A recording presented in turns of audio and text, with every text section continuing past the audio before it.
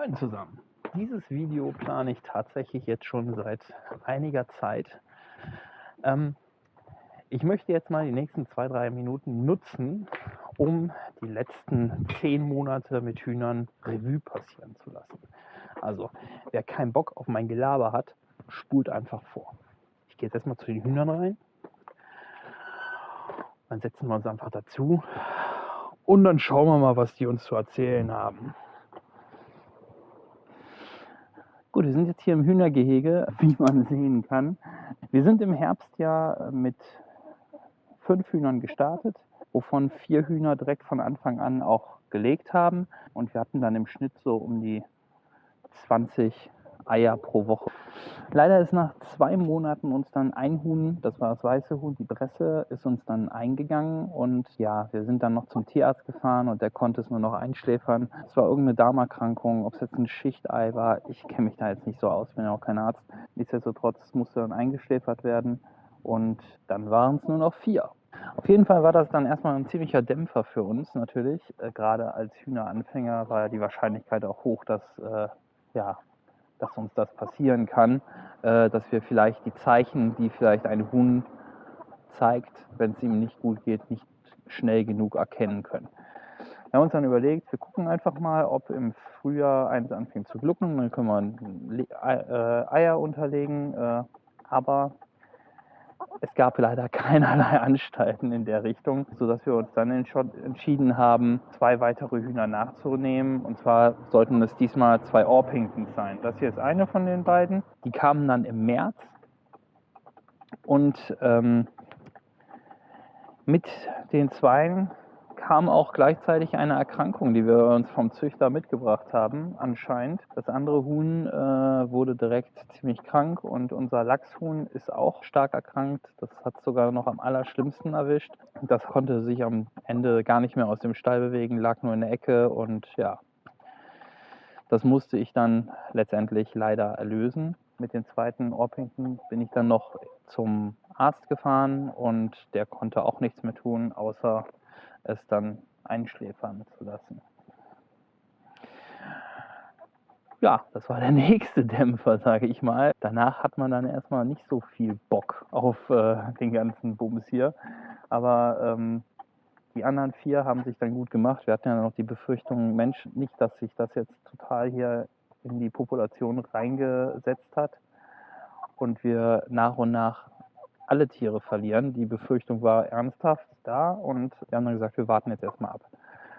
Aber jetzt seit 2 Monaten, 3 Monaten ist hier eigentlich alles super, alle sind mehr oder weniger gesund, es wird fleißig Eier gelegt. Gut, das waren die Zusammenfassungen der letzten 10 Monate, sage ich mal, im Schnelldurchlauf. Ansonsten muss man sagen, eine Riesenfreude, den Tieren beim, hier zuzusehen. Man sieht, es ist hier richtig grün geworden. Wir hatten im Dezember, Januar war hier alles kahl. Natürlich kam kein Grün mehr nach. Da haben die das hingekriegt, aber ja, erstaunlicherweise sind wir jetzt wieder gut dabei. Ich nehme euch jetzt mal mit in den Stall. Da gucken wir mal, was wir machen. So, ich weiß nicht, ob ihr euch erinnern könnt an das, ich glaube, vorletzte Video, wo wir so ein bisschen aufgezählt haben, was wir alles als Starterpaket hatten. Wir hatten da 2 dieser Kanister, das sind 18 Liter Wasserkanister. Dann hatten wir diesen grünen Futterbehälter. Den würde ich so nie wieder kaufen. Die 18 Liter zweimal für draußen und für drinnen sind super. Selbst wenn wir noch 5 Hühner dazu kriegen, wird das absolut ausreichen. Das würde ich genauso wieder kaufen. Diesen Futterbehälter, da basteln wir später was Neues. Da habe ich mir was überlegt. Dann hatten wir als Start eins von diesen, Ballistol Pflegeöl für die Tiere. Ganz ehrlich, holt euch erst Hühner. Und wenn ihr ein Reifeisen in der Nähe habt oder selbst online, ist das in 2 Tagen da. Also das würde ich beim nächsten Mal erst bei Bedarf kaufen. Wir haben es bisher noch nicht einmal gebraucht. Also von daher, das kann man sich definitiv sparen. Also langfristig nicht, aber ich weiß auch nicht, wie lange die haltbar sind. Die sind haltbar, bis es nicht mehr haltbar ist. Keine Ahnung. Auf jeden Fall, das kaufe ich dann doch lieber, wenn es dann soweit ist. Den großen 5-Kilo-Sack mit Stroh, den haben wir jetzt in 10 Monaten die Hälfte erst aufgebraucht. Also Wenn man viel Platz hat, ja, dann kauft euch den großen Sack. Ansonsten, man muss auch nicht so oft das Stroh wechseln. Das hält auch eine Zeit lang. Im Nachgang haben wir, weil wir doch häufiger beim Tierarzt waren, so einen Tragekorb noch besorgt, den wir durchaus dann auch oft genutzt haben. Den haben wir jetzt über eBay Kleinanzeigen. Ja, da müsst ihr einfach gucken, wo es was Günstiges gibt. Da findet man bestimmt auch immer was. Ja, von den Legenestern, da hatte ich ja 6 Stück vorbereitet. Die sind immer nur in 3 drin. Also, wenn wir jetzt nochmal 5 Hühner kriegen sollten, ne, was ja durchaus sein kann, dann sind 6 gut. Ne? Ansonsten würde für den Start, wenn man sich 5 Hühner holt, einfach 3 Nester, das reicht vollkommen aus. Da braucht man nicht mehr. Ich habe hier diese Bretter schräg da drauf getan, weil unsere Hühner schlafen einfach nicht auf der Stange. Ich weiß nicht, woran es liegt. Ich glaube, es gefällt ihnen nicht, sonst würden sie ja drauf schlafen. Wo sie immer geschlafen haben, sie haben dann erst immer hier geschlafen, also hier auf der Platte, und haben alles vollgekotet. Und das wollte ich irgendwie nicht, verständlicherweise. Und als ich dann die Platten darüber gemacht habe, haben sie sich hier hingelegt. Jetzt koten die hier alles voll. Und da werden wir heute auch etwas basteln. Ich habe mir was überlegt, wie ich vielleicht das Sitzen auf einer Stange für die Hühner ein bisschen erträglicher mache. Ich baue da was in der Ecke hin, das machen wir gleich auch zusammen. Ein weiteres Problem, was sich jetzt ergeben hat, ist, ich glaube, wer mir auf Instagram folgt, hat es gesehen, wir haben ein leichtes Nagerproblem. Also leicht ist untertrieben. Letztens habe ich 15 Stück gezählt. Am besten zeige ich euch, wovon ich rede. Abends, bevor die Hühner schlafen gehen, bekommen sie nochmal eine Schale mit Körnerfutter. Dann, wenn dann langsam alle Hühnchen sich auf ihren Schlafplatz begeben, kommen nach und nach die kleinen frechen Nager raus.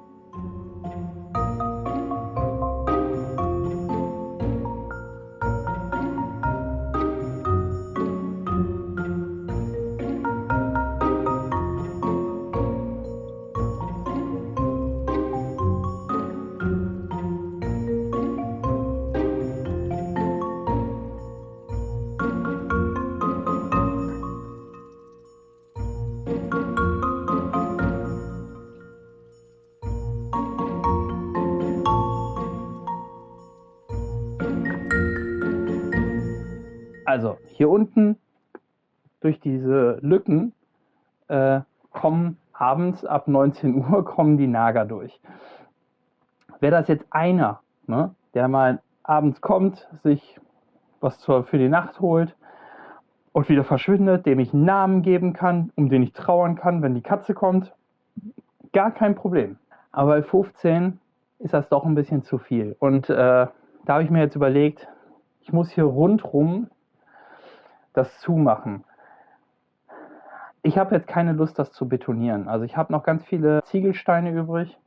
Die werde ich erstmal in 2 Reihen draufsetzen. Und so ein Ziegelstein muss man ja erstmal bewegt kriegen. Die zweite Maßnahme, die ich mache gegen dieses Rattenproblem ist, das Futter ist aktuell in so einer Schale. So. Und so eine offene Schale ist natürlich auch eine super Einladung für die Viecher. Da möchte ich mir was überlegen, so eine Art Futterautomat. Und den Futterautomat, den bauen wir heute. Ich habe mir Pläne aus dem Internet runtergeladen und dann schauen wir mal, wie das so wird. Als erstes werden wir den Stall dicht machen, das ist der erste Punkt. Dann gehen wir in die Werkstatt und bauen neue Sitzgelegenheiten für die Hühnchen. Und danach, dritter Punkt, ich weiß nicht, ob das in ein Video reinpasst, aber danach werden wir dann eine neue Futtermöglichkeit basteln.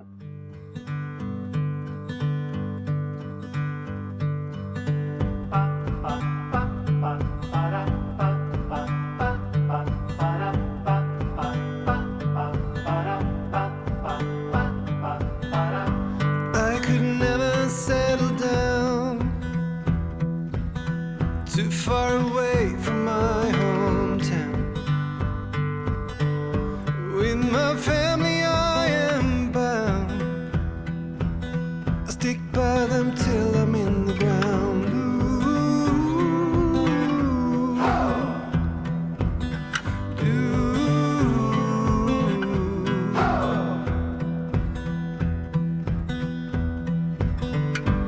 resting on the myth of old. All of the stories I've been told. Secret places hidden where are gone now as far as I can tell.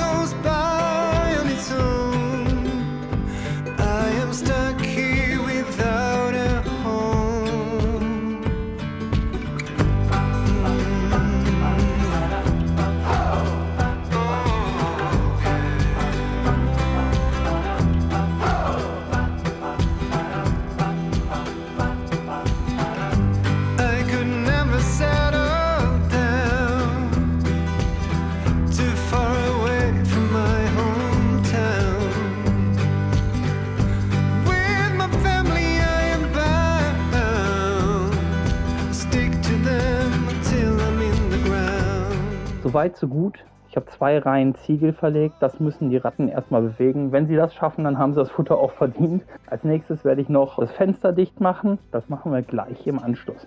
Ich wollte aber noch eine Sache sagen. Ich habe ja hier das mit den Hackschnitzeln gemacht. Ich habe mich von dem Selbstversorger Rigotti inspirieren lassen, das auch zu machen. Und wir haben das jetzt 10 Monate und ganz ehrlich, wir haben es nicht sauber gemacht. Also was ich mache, einmal die Woche rühre ich den Kram runter durch, dann fällt der Kot runter.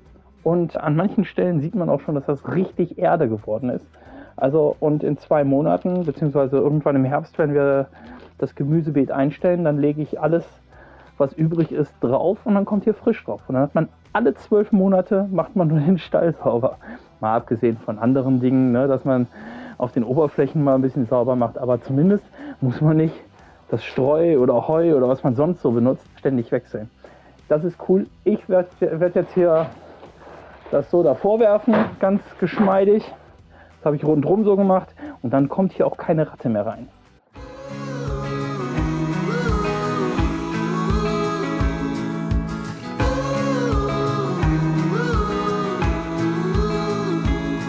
I've been deep down stuck in the gutter.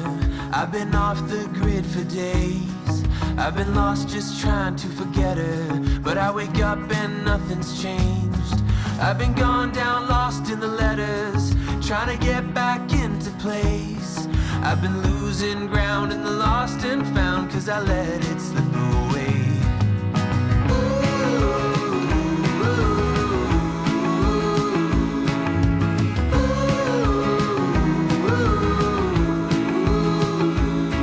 Can't remember what I thought I wanted. Now it all has gone to waste. And this freedom just left me haunted, and all my reasons start to fade. 'Cause I thought it wasn't worth it, yeah, I thought it was too late. I was so burned out, trying to ease my mind like there was nothing left to save.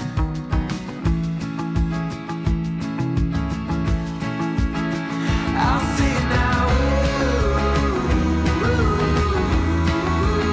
I can't sleep by. Get away, but I can't find the last scattered pieces of my heart. Pieces of my heart. I thought it would be for the better, but I'm starting to feel so drained. And the days are moving slower, so on the weekends I escape. And on the surface it seems perfect, yeah, on the surface I'm replaced. But I go too far in my house of cards. Every morning it's the same. I'll see it now. I can't sleep by. Been trying to get away, but I can't find the last scattered pieces of my heart. Pieces of my heart. Gut. Das ist das gute Stück hier jetzt. Mal schauen, ob die Hühner das jetzt eher annehmen. Das sind jetzt die 2 Sitzstangen. Was ich jetzt noch machen werde, ist, ich streue ein bisschen von Sägespäne drauf. Davon habe ich als Holzwerker ja genug.